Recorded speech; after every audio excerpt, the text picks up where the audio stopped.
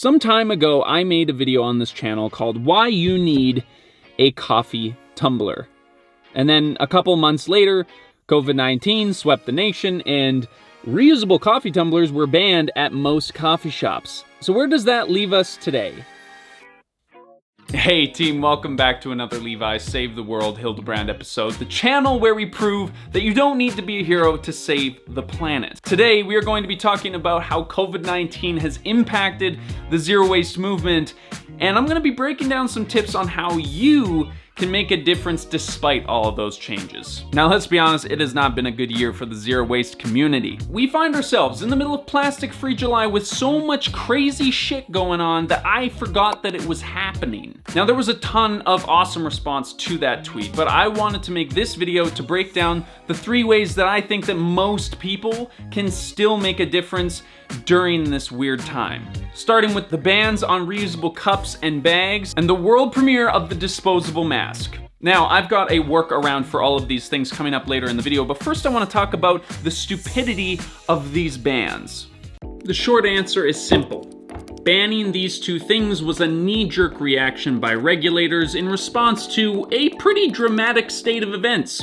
However, studies have shown that if basic hygiene practices are being followed, then using reusable things is not going to increase the spread of COVID-19. So therefore, just wash your hands and your reusables and you'll be fine.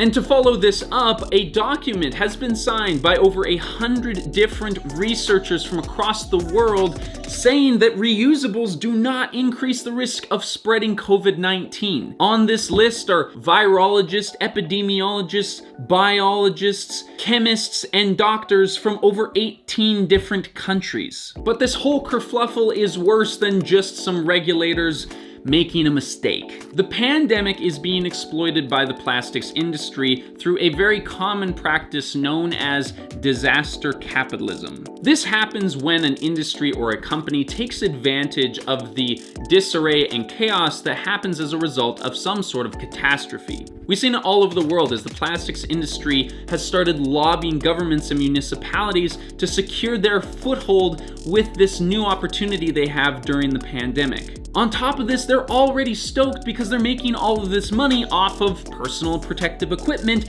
and the new desire for masks. But I'm going to get into those later in the video. But right now, we are going to dive into the psychology of the zero waste movement with a brand new exclusive online class called How to Ask for Stuff.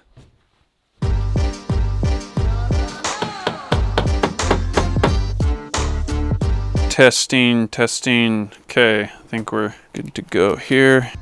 How to ask for stuff. Number 1 is location. Most importantly, you have to pick the right place to ask for your reusables. Going to a specialty store or a local cafe or coffee shop is always going to be the best place to ask for those special requests. Larger corporate chains have a whole series of corporate responsibilities that they need to uphold, and so being flexible and malleable in times like these is very difficult. On top of this, you're getting to support a local business, so why the hell not? Number 2, make the yes easy. Go out of your way to make the easy yes for them. Let them know that you are going to be using your own bag or container before they process your order. Some places aren't really allowing you to hand their container to them, so you can often remove the lid and simply hold it out to receive your goods. And whenever possible, try not to go at rush hours so there isn't a lineup of people behind you. Number 3, keep it cool. This one requires a bit of confidence because there's a bit of acting involved. You need to pretend like the zero waste option is the default option. Instead of saying something like, oh my gosh, I'm so sorry. Could I just have a container? I don't know, if it's not too much, I'm just so sorry. All you have to say is, oh, and I will be putting that into a reusable container, thank you. Now, if there is any resistance, which there normally isn't, you can always say stuff like, oh, well, I was in here last week and they gave me one, no problem. And number 4, don't be a dick.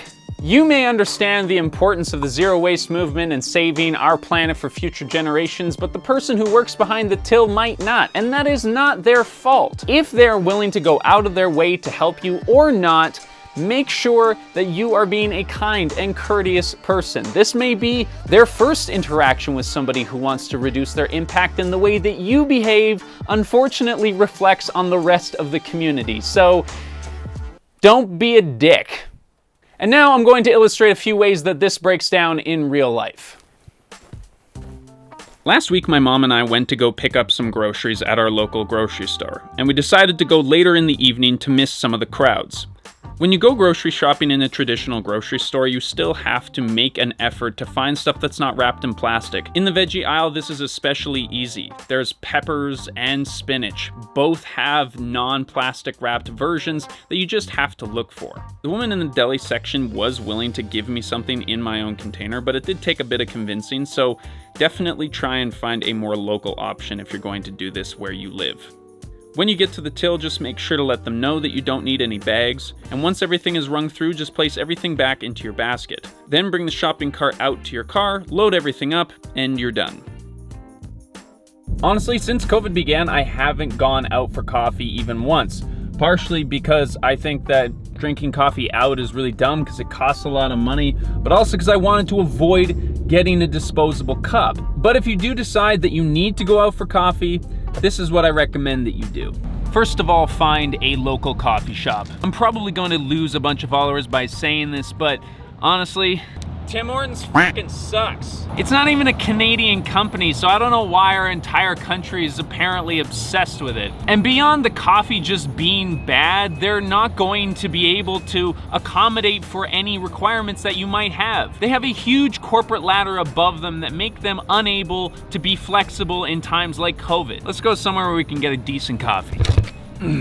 Not only is it great to be able to support a local business owner, but you get service that reflects your values. The cafe in my small town was absolutely okay using my reusable container, and a number of shops in larger metropolises have reusable systems in place to ensure a hands-free experience.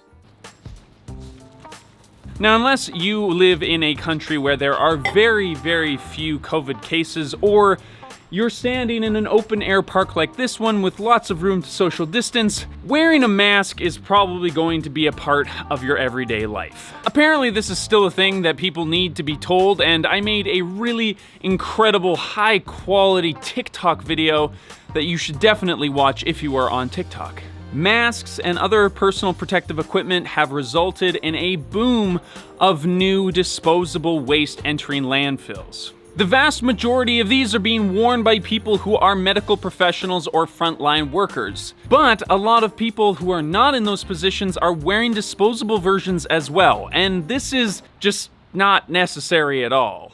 While studies aren't exactly sure on the specifics of it, they are very confident that cloth alternatives are just as effective in preventing the spread of COVID-19.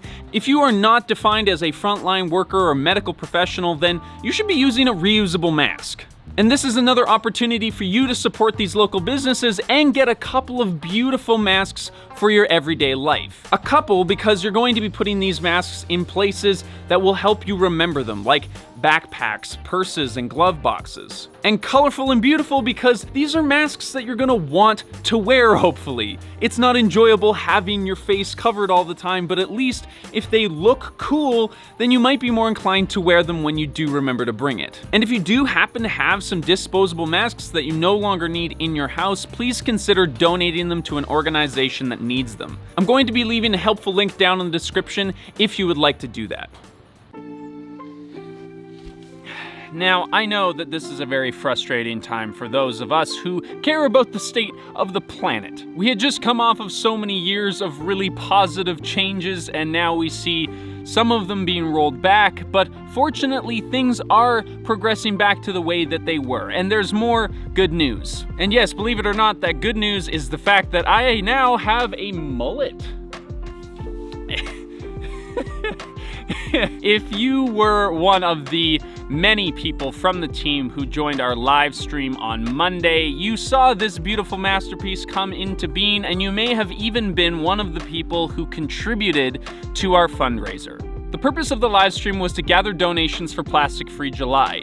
Any donations made were then matched by Leah and I and donated to Surfrider. The suggestions got pretty wild. We had bald, rat tail, mohawk, but mullet kept coming back. And honestly, I think my mom did a pretty good job. Like, I almost love it. So thank you so much for supporting what we do and participating with stuff like that, because it means that we get to donate $1,000 to Surfrider to hopefully continue to fight the good fight and keep plastics out of our oceans and the environment. But regardless of your stance on mullets, I want to thank you for watching today's video, for taking the time out of your day to spend some time with me, because I really appreciate it.